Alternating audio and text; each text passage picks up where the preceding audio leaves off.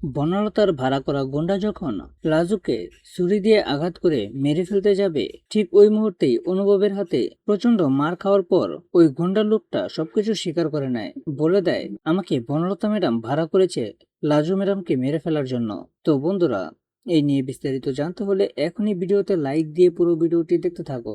শুরুতেই থাকছে, বনলতা এই গুন্ডা লোকটাকে ভাড়া করে আর বলে দেয় লাজুকে চিরতরে শেষ করে দিতে, মানে মেরে ফেলতে। তারপর ওই গুন্ডা লোকটা সুযোগ খুঁজে লাজুকে যখন একা পেয়ে যায়, ঠিক ওই মুহূর্তেই লাজুর পিছন থেকে এসে গলায় ছুরি ধরে। আর এই দৃশ্যটা দূর থেকে দেখে ফেলে অনুভব। তারপর অনুভব সেখানে ছুটে চলে আসে আর এসেই ওই গুন্ডা লোকটার সঙ্গে ফাইট করে আচ্ছা মতো ধুলাই দিয়ে উচিত শিক্ষা দিয়ে দেয়। তারপর ওই গুন্ডা লোক প্রাণে বাঁচার জন্য বলে দেয় যে তাকে কে পাঠিয়েছে, কেন পাঠিয়েছে, কি তার উদ্দেশ্য ছিল।